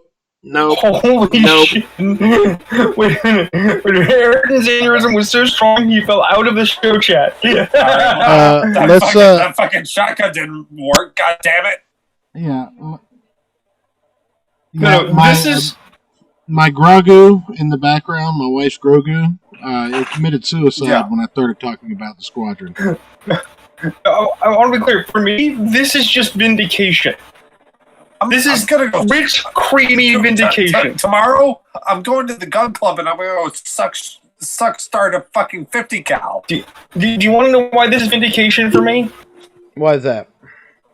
Because I have never liked Miles Morales, and I have always said that he is not his own character.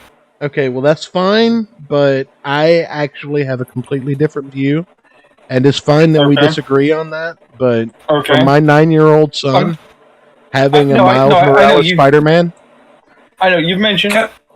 Can the Mariana Trench be any Here's the thing. Just so I can jump off of it. But here's the thing. Let's be clear here.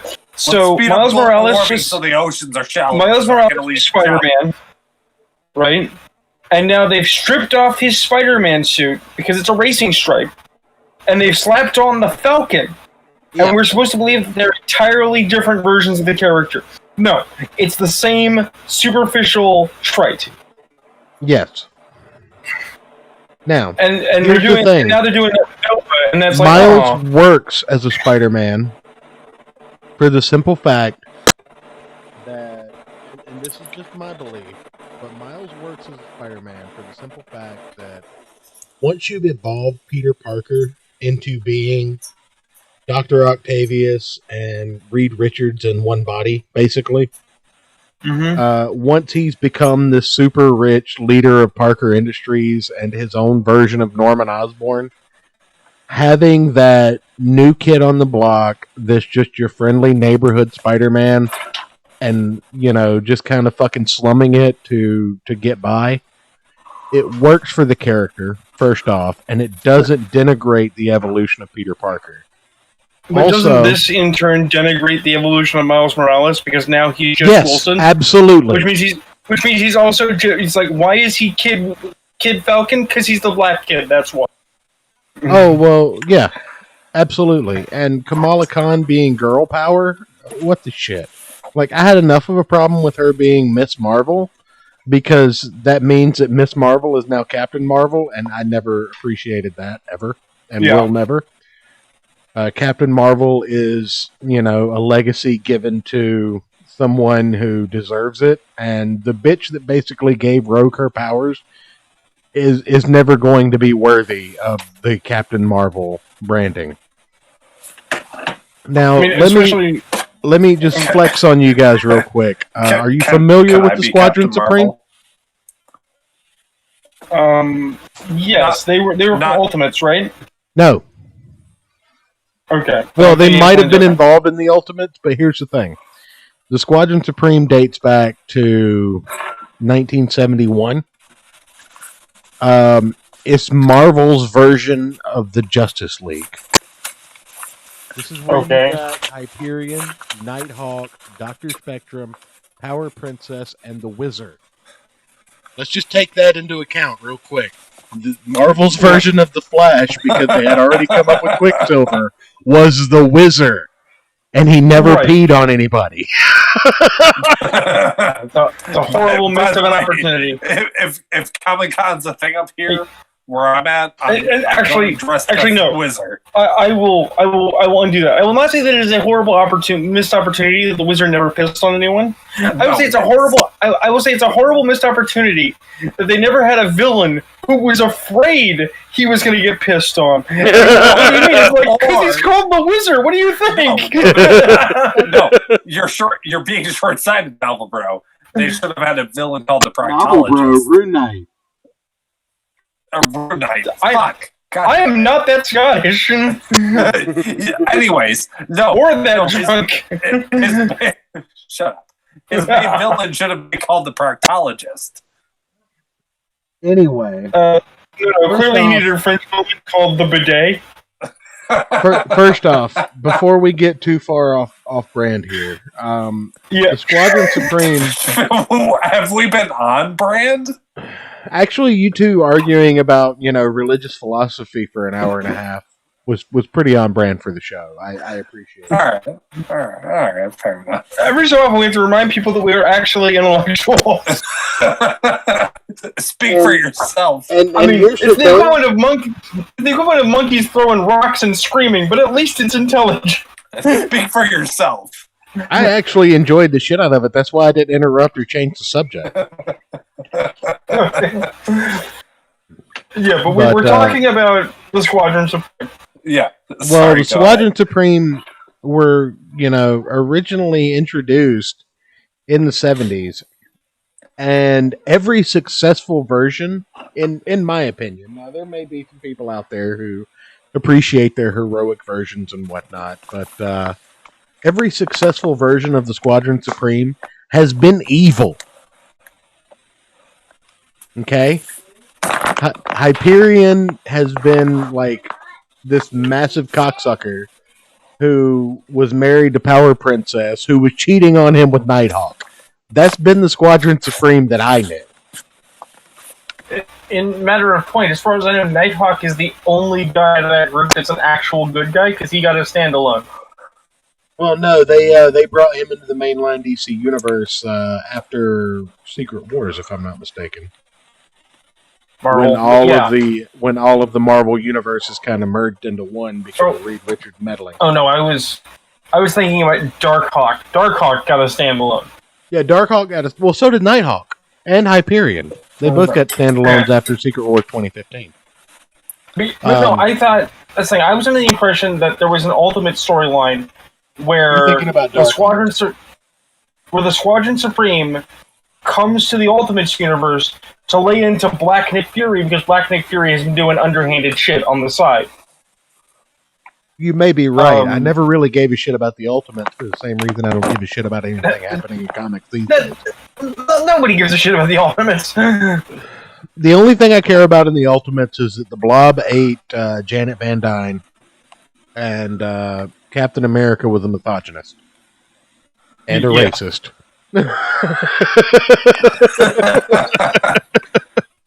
So, he was down the row. No. Alex Jones with a shield.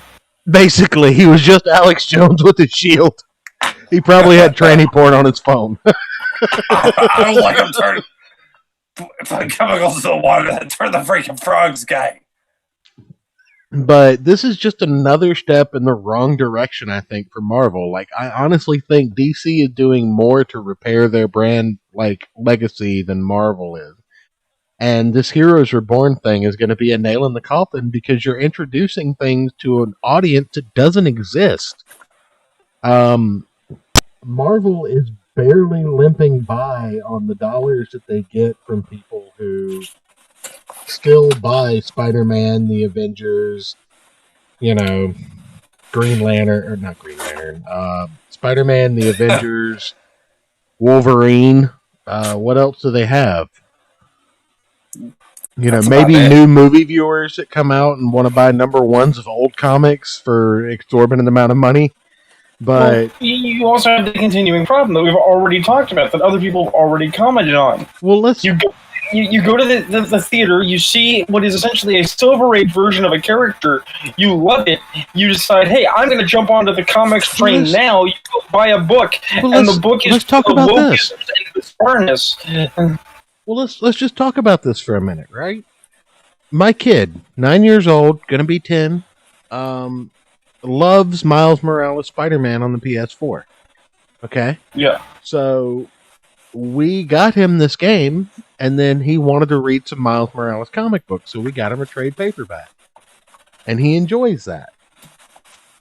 What the fuck is he gonna want with the Miles Morales Falcon? He doesn't know what that is. He's not gonna be interested in that. Well, no, that's the thing, though, is that the corporate, the money counters think, well, your son liked Miles Morales as Spider-Man, so he'll like Miles Morales as the Falcon because it's Miles Morales. And it's like, no, your son, in my opinion, sight unseen, I don't know the kid, I'm just talking off the top of my head, doesn't know Miles Morales. Miles Morales is a platform. Your son knows Spider-Man. He likes that version of Spider-Man. Yeah, because he also likes Peter Parker Spider-Man, and he can tell the difference between the two. Right. So you basically do have to resell your kid on a whole new character. And if it's not good, I'm not going to do he's that. He's not going to want it. You're not going to do that, and he's not going to want it. Well, I doubt very seriously they're going to make a Miles Morales Falcon game. Right. You don't know that. Well, this is what I mean when I say that back in the day, nobody gave a shit about the Avengers. Because people look at me like I'm crazy, like, no, Joe, come on. The Avengers can't have become this popular if they didn't matter. Somebody liked them. But it was a holding place for all of their Tier 1 people who couldn't, or Tier 2 people, rather, who couldn't get their own single books. For the longest time. It wasn't until the Ultimates line or Marvel Knights or what have you that the Avengers started to become main book, and even then, like, they recently released an Avengers game and see how well that did. how they just drove that into the ground. They just ran that shit right into the ground, didn't they? Because, you know, if you look at somebody and ask, it's like, okay, well, how do you make an Avengers game? What does an Avengers game look like? What about any of the Avengers is actually interesting enough as a group that it would not be superior as a single character game? Because I'll tell you, I would play a Captain American video game. I would play an Avengers video game if it was fucking good. Right, but that's the qualifier, right? Good. Okay, well, what is good? What does that... Okay, it's like, all right, so we're going to make an Avengers video game here. What do we got? We got Iron Man, we got Hulk, we got Captain America, and we need one more person. And somebody says, Hawkeye? Like, nah, he's just a bow guy. Hawkeye's decent. Black Widow? As someone who partakes in archery No. sensibly, I take exception. No. I'm not talking from my perspective. I think all these characters are great. I'm saying, if you're going to make a lineup of heroes that is your core of heroes for an Avengers game, you're going to sell people on the idea of a Avengers game, which either is like a third-person brawler with computer assistance, or some kind of co-op game where everybody plays an Avenger, right? Or any number of other things. You've got to think about what is good for the product. And the fact of the matter is that as a team, the Avengers don't trend to make good games because the Avengers don't stand well on their own. On the other hand, if you did a single-person game, a focused Hawkeye game, oh, that would work great. Hawkeye could do great in a game by himself. But Black Widow with that red hair and that ass. Look. If we're going to say Black Widow is a great character who deserves her own game and that would work, I'm down. No, that's not what I'm saying at all. Right. If you want to talk about I have a fetish right. for chicks. If we're going to talk about your fetish, if we're going to talk about your fetish for women in tight leather, the fact of the matter is, unfortunately, is that is exactly the purpose of Black Widow on the Avengers, is to be TNA for a team that doesn't have enough TNA. Don't forget the red hair. Yeah, but I get that. Except the thing is that if you're making a Avengers game, right? If you're making a game, you remove Black Widow, you put in Scarlet Witch, you just hit the same keys, and you had a character with actual powers that you can create in a dynamic game environment. I just want TNA and red hair. I don't. Because what I'm getting at is that if you're going to do a Black Widow game, hypothetically, okay, what you need to do is an Arkham Asylum game. You do a game that is stealth-centric, with Natasha doing assassinations and sneaking around and kicking people. Yeah, but I'm talking about the game, the mechanics, the structure, you shitlord. Use your upper brain function if you can redirect the blood flow away from your dick for a minute. You can't. No, I can't. I have like 3 chicks messaging me right now, so no, I can't. But continue. How disappointed are they? They haven't seen his penis yet. Well, 2 have, 1 hasn't. No. I said disappointed, not amused. Again, 2 have, 1 hasn't. Play the counterspell. But anyway, play the fucking counterspell.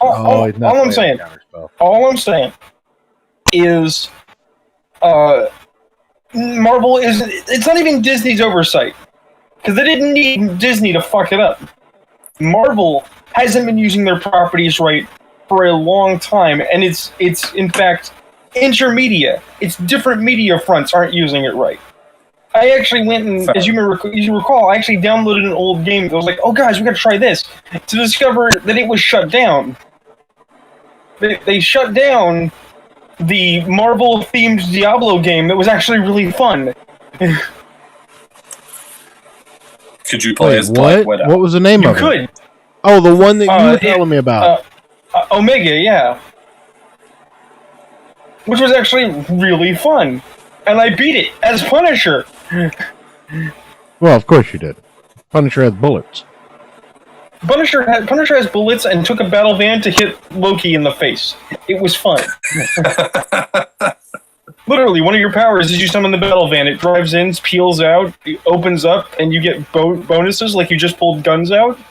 So I'm just imagining this mental image where Suns out, guns Loki out. Loki has stolen divine cosmic power and is threatening the entire multiverse.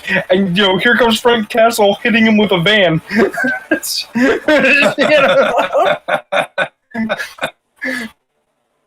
like, what is that noise?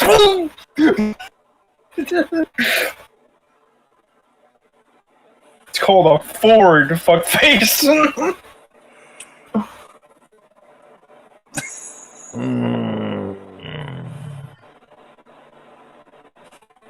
Loki's on the ground. The battle van is wrapped around his chest and is on him, so he can't wiggle out. Frank comes around with an M60. It's like, I just know what to do.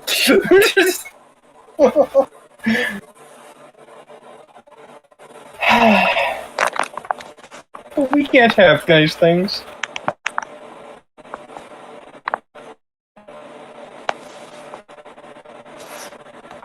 I mean, that's just I don't how even- it goes. I need a land next turn. I mean, you've been having, of all things, a stream about Magic the Gathering. Functionally, Well, if not you were any about. I'm just playing if we were any kind of smart, I'd be playing Earthblood. Because I just picked that up. Make people watch me storm around being a werewolf, madly flailing badly at Take my creature? interchangeable dudes. What? He just took my creature. What a bitch.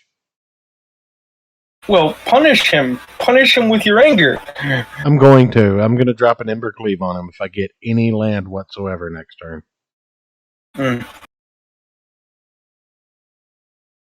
Like, just any land because he didn't get... He's got 2 black mana and he can't do anything with it. I mean, There we on go. the plus side, There's my mana. Okay. All right. I mean, on the plus side, it's not a counter deck, but creature stealing has always struck me as bullshit. I like creature stealing. Oh no, I also like creature stealing. I just also don't deny that it's bullshit. My personal favorite. Oh God, red card, no!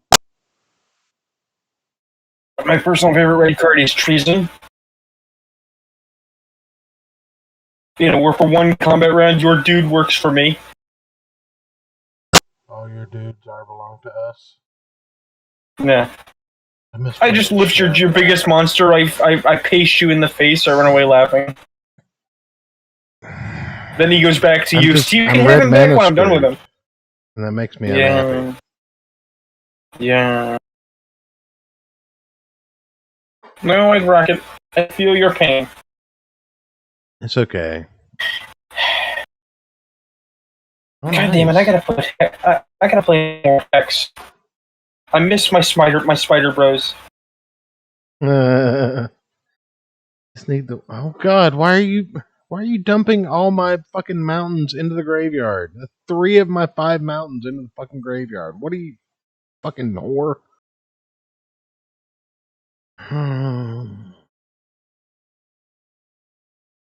I'll just eat the 3 life if I draw into one of my burn spells, I guess. Did you walk away from the fucking table? What are you doing? I hate it when people take too long. Like, that's one of the reasons. Like, it's a tactic, and it's a shit tactic.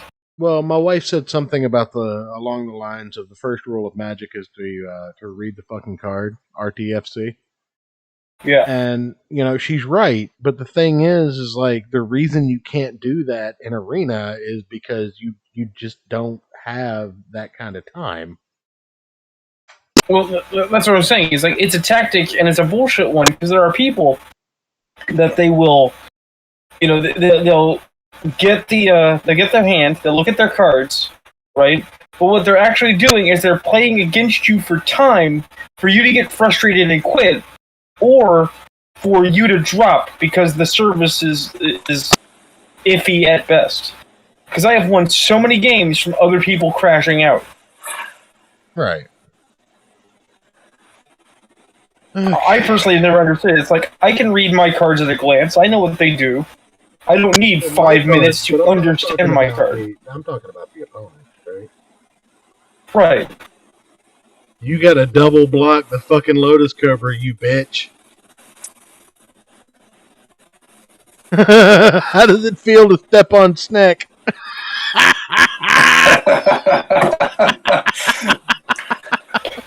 So what you're saying is that what you're saying is that the name of your deck should be "Don't Tread on Me."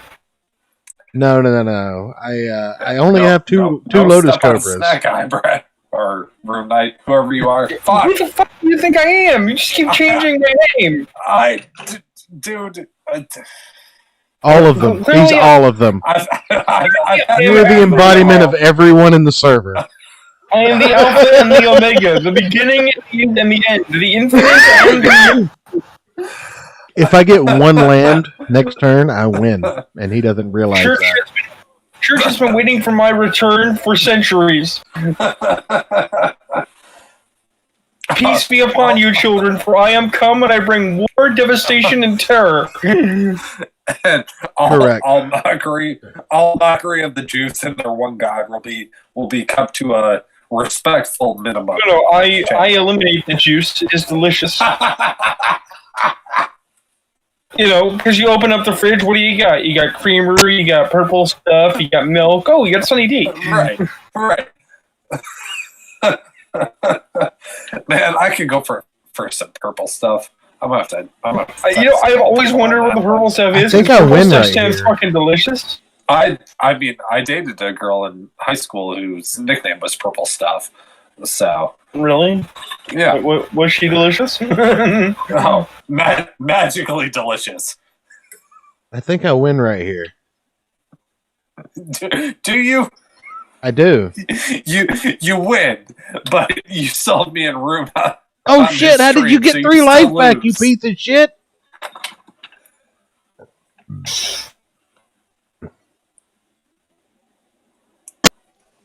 Oh, one of his creatures has lifelink. Fuck you. I literally need 1 red mana to win this game. And he keeps like killing all of my land. 3, 4, 5. Okay.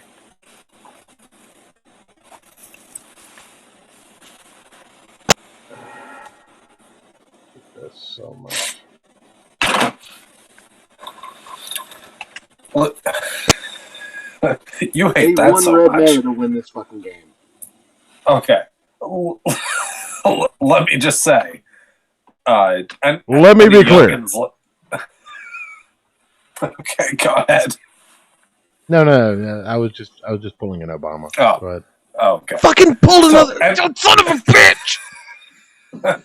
any youngins listening out there, if you have some like chicks up in your DMs or your Snapchat or whatever, don't start fucking drinking 2.5, 3 hours before you're supposed to do a show. And fuck you. That's what I do every week. I'm just. You're just not a out there. professional. No. No, I most certainly am not. My snack is gone, so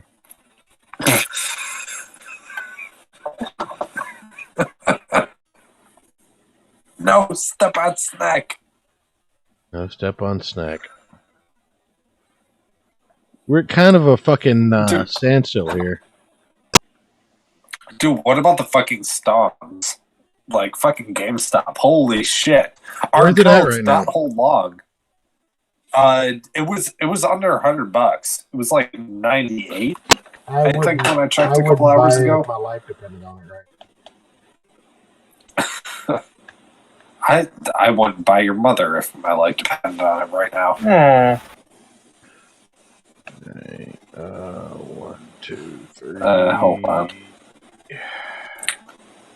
That's a shotgun sound effect. That's not what I want. 2. Okay, well that's game for me. I can't win this one. So, all right, fellas. Our girl is not holding strong. We ended today at 63.77, Holy and after hours, trading went to 66.64. So our girl's not doing good. Someone needs to go upside her head. That's not gonna get us to the fucking moon. No, actually, that's pretty fucking amazing considering it was down like $40 the other day. Well, it was 17.56 when this shit started. Well, So, no, it was $2 when this shit started. You guys just didn't understand. no. Well, okay. But Anyways, here's the thing about it, right? Network error. What are you talking about? Fuck you. Yeah, I'm gonna uninstall and reinstall the Arena client, and I think everyone should do the same. But anyway, final thoughts, ladies and gentlemen. We actually just hit the 2-hour mark, and it did not feel like a 2-hour show. it really didn't. But no, Marvel still fucking up. DC actually doing some good business things right now.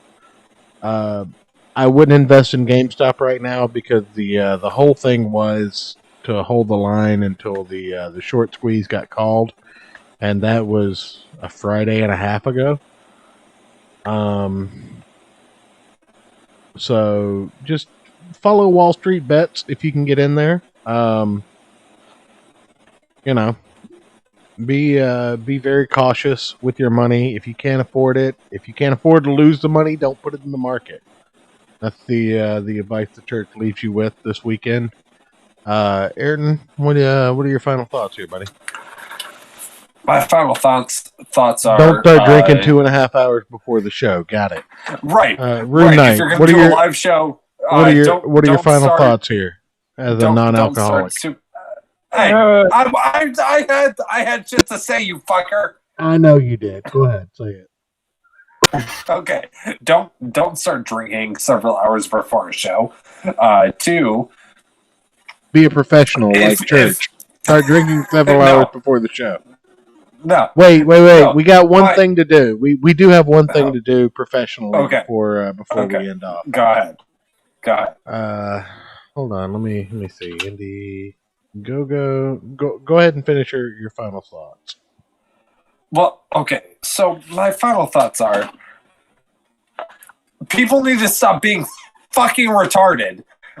Remember, we're on YouTube. Don't say the F slur. Okay. I know it's on the cusp. I'm not going to use the F slur. So people need to stop being fucking chromosome deficient. How's that? Instead of the R slur, chromosome deficient. I had some goddamn lady, this old ass bitch, drop off like 6 fucking disposable the blue fucking masks that you get $4 for 112 of them to my store today, individually sealed in goddamn fucking paper sack bags that you pack a fucking PB&J in, and then had the fucking nerve to tell us they were goddamn sanitized, even though they weren't fucking sealed. This old ass lady, who I swear her social security number must have been 102, judging by how much the color of her hair and the wrinkles on her goddamn skin. Holy shit! The goddamn. This was supposed to be the boomer remover. Wrap it up, Ayrton. Calm down. Nobody knows what you're talking about. Chill out. Hey, chill the fuck out. Ayrton knows what he's talking about. Chill out. Okay. 3 hours left in the cross-comic coloring book. And these guys are at $212 of $392 of a flexible goal. Cross Comics, Rick Piper is one of the big supporters of the show. Big fan of Dillard Draws and myself. Has been featured on both of our shows. The Canadian Shield is his project. I've received that crowdfund. I received all of my artwork. I received everything that came with my backing on time. No delays, no bullshit because of COVID. This guy actually did what he said he was going to do, and he didn't fucking release to retail before he fucking fulfilled his backer obligation. I'm talking to you, and you know who you fucking are. So Ah, shit. if you have the funds and the inclination, back the Cross Comic coloring book. You've got some examples of what the pages are going to look like. You can get some original artwork. It's not the most detailed artwork. It's not the best coloring book you're ever going to see, but it supports a great friend of the show. And look at some of these pages. Some of these pages look much better than what I expected to see. The original artwork is not the final artwork, and you can back at a digital level, which is $2 USD. You can back the actual fucking coloring book for $5 USD. So fucking pull $7 out of your wallet right now, folks, and support this project for what would be $10 Canadian and what, $7? That'll get this project up to $2.19. If a few dozen of you do that, we can get this project funded, but it's a flexible goal. And there's 3 hours left, so there's going to be time after the flexible goal end to go in demand. But we need to get this funded from my buddy Rick Piper. We need to get this funded from my buddy Dillard Draws so that the Buckler can get a page in there. I don't know who this chick is, but she's very perky, and she's got a flash symbol on her chest, so I'm all about it. This chick also very anime-esque, and if you're into that, you could probably fix yourself to this page. But yeah, support Rick Piper right now, and that's what I'll leave you with. RuneKnight, final thoughts on the evening, or are you even still here? Did you? No, I was letting the rage-fueled ragies rage. But no, my final thought is disappointment, and it's disappointment because the most enjoyable comics-related experience I have had in recent memory was playing Sentinels in the Multiverse with my mom. Are you sure that it wasn't arguing with Ayrton about philosophy? Oh, that's fun, but that's not comics related. That's two shitlords being shitlords. I was saying we're actually focusing in on the comics for a minute. No, Okay.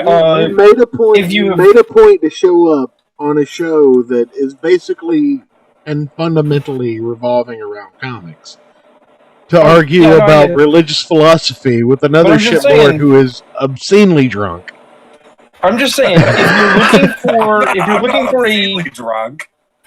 looking for a solid comics experience, and you don't feel like you haven't played DC Deck Builder, you haven't played DC Deck Builder with me yet. Don't go touting other games. Oh no, sir. You haven't played Sentinels of Multiverse with me. Sentinels of Multiverse is great. I've played Sentinels of Multiverse over the course of time, though. Right. And I know DC Deck Builder is better. Well, mileage may vary, but I also know that they're coming out with an RPG in the very near future, and there is no reason. So did DC Comics, and that shit failed. Yeah, but that shit was done 30 years ago and was bad then. No. I'm talking about the fucking God. What's the MOBA that everybody plays? Come on, Rune, you know this. Yeah, but I don't think a MOBA is RPGs. No, but what is the MOBA that everybody plays? League of Legends? Yes, DC Universe Online basically became a Legion of Legends clone with DC skins. Everybody plays your mom Trebek. No. It's 600? It's S words. Anyway, fuck all of y'all. We're going offline. Is and that I what love you're you guys. about, you Nancy boy? Yes, it is. And I appreciate both of you guys for joining us this evening. And I will see you all next weekend. Wait, you appreciate both of us?